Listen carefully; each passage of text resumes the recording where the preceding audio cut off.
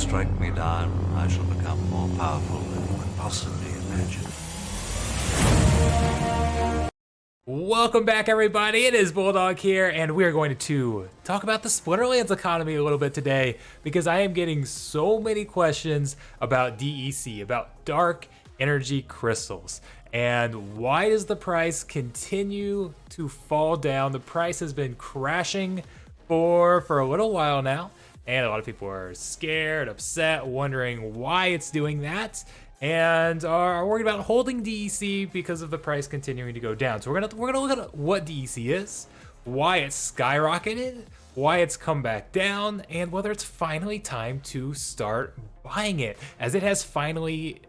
It's basically back down to its original peg value, and we'll talk about all that. Let's go look at the chart here so you guys can see why people are freaking out.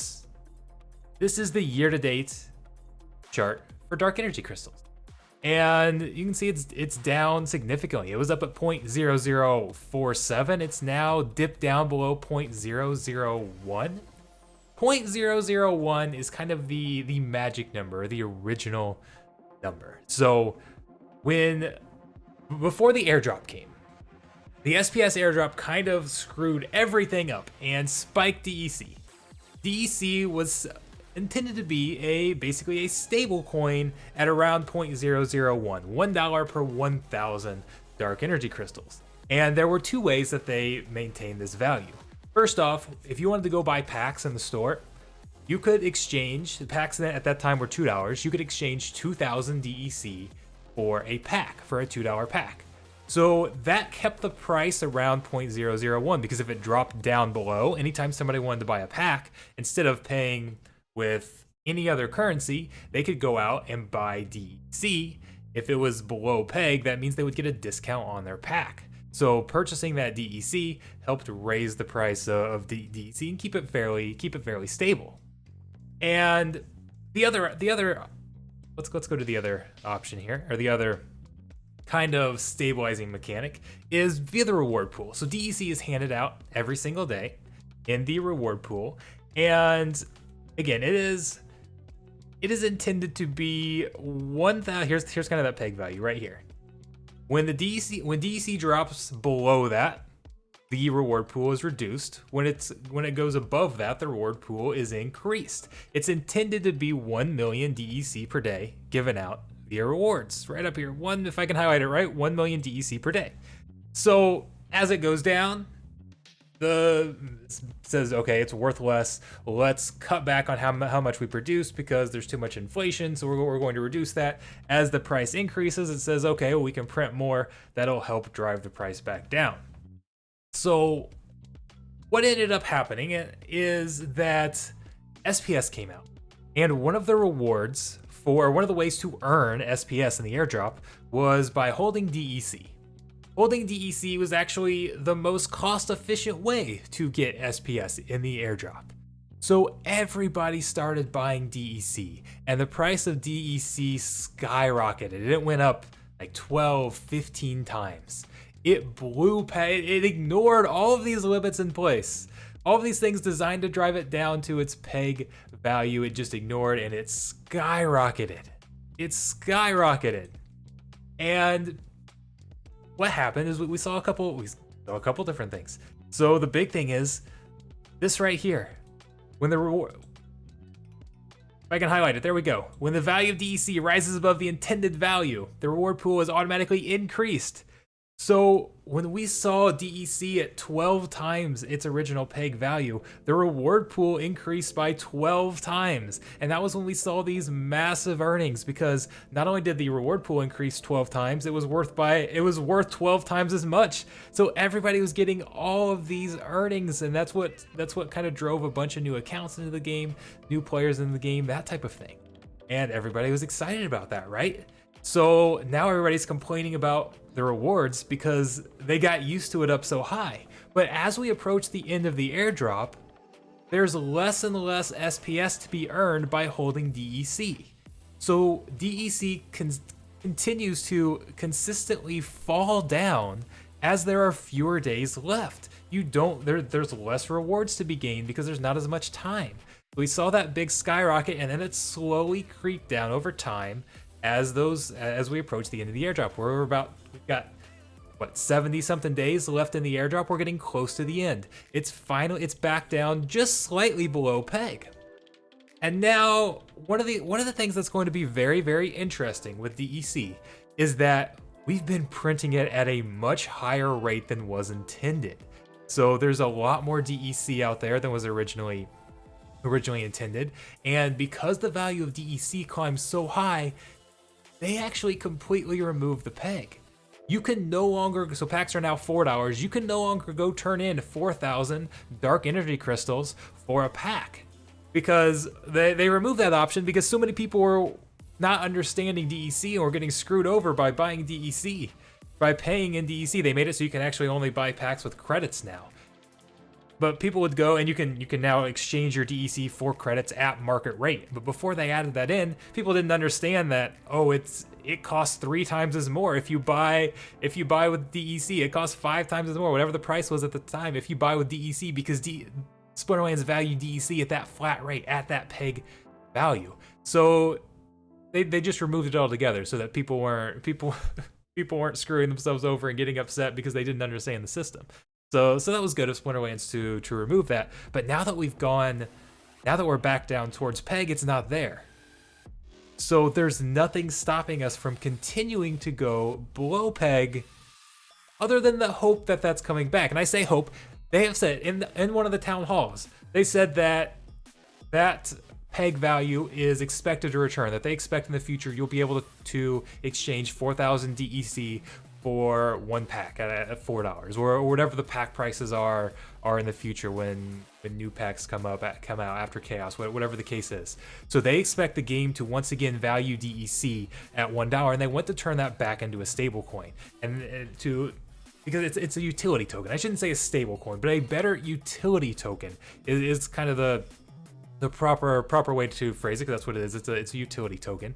And that way things are more stable in the game. When you're doing market transactions, when we're getting these battle earnings, it's a more stable value, and it's not jumping all over the place like what we might see with SPS or something like that. That was actually a question on the latest town hall. Why even have DEC at all? Why not just, now that you've got SPS here and it's taking over some of that functionality, why not just have SPS and not DEC? And the answer was, well, they want something that's more stable. So they're going to peg its value to Splinterlands assets. Packs are one example, but it can be other things. They've got a whole bunch planned for the economy. But right now, none of that is in place. So the only thing that's kind of that will help keep DEC at peg is the belief that peg will be restored in the future. So the actual market kind of adjusting. So if it goes down to 0.0008, somebody thinking, oh, well, I can get a good return when that goes up to 0.001. Towards the future. We don't know exactly when that will be, probably when the airdrop ends, because there's still airdrop value here.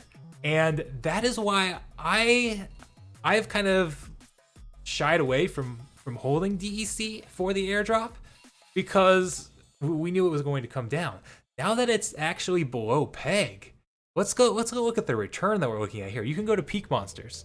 If you go to Peak Monsters, and let's come up here to Peak Monsters, you go to SPS Airdrop, and it will show you what the current return is with DEC. So right now, the APR is actually 195% if you're holding DEC.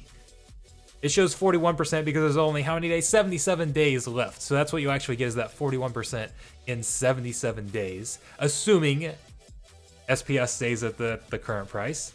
But if you are a believer that Splinterlands is going to restore that peg and have a good utility token with DEC, that's going to go up at least near 0.001, $1 for 1,000. And you're a believer at SPS, even at half price with SPS, that's a good return. But if you're a believer that SPS can go up, that even just increases that APR. So if you like SPS and you believe that Splinterlands can design this utility token well and keep that value, this is a great investment. Going out and getting DEC now when you feel like the price is not, maybe short term, while there's no actual hard peg in place, maybe the price goes down a little bit. But long term, once the airdrop comes back, if you feel confident that that Splinterlands is going to restore that peg and keep that value, that is an absolutely great deal. Now that's why I'm debating. I get this SPS in the airdrop. Do I want to convert it back to DEC? Because look at the APR from staking. From staking, it's about 54%, 55% once you factor in voucher value as well. DEC is 195%. Do we think it like, okay, if SPS value increases and you're holding that SPS, you're going to get better return there from holding SPS. But if SPS is either decreases or doesn't skyrocket, if it doesn't skyrocket, holding DEC is going to be a much better value, especially now when we can have more confidence that we're not going to lose value in our DEC. So now that DEC is this low, my only debate is it going to continue to drop below peg? I might kind of hold off and see if it stabilizes here for a week or so, or see, I mean, could we go down to 0.00876? Could we drop down? But I have confidence that we're going to go up eventually and go back to that $1 per thousand DEC. So I love the idea of just hoarding DEC right now. And then the other thought is I'm a big believer in cards. Anybody who's followed the channel knows that I think the new reward structure is going to be a big boom for card value. And I've been trying to I've been trying to buy up as many cards as I can before that happens. So that's gonna have me divert resources away from that. But this looks like a great option to me.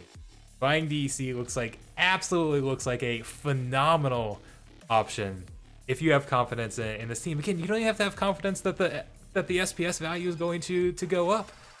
Just have confidence that they will restore that peg value in the future after the airdrop or whenever it is. So I'm excited about that. I don't know. Let me know what you guys think. But that's kind of what we've got with SPS or with DEC. How we've gotten to where we're at, and why I think it's a good buy now.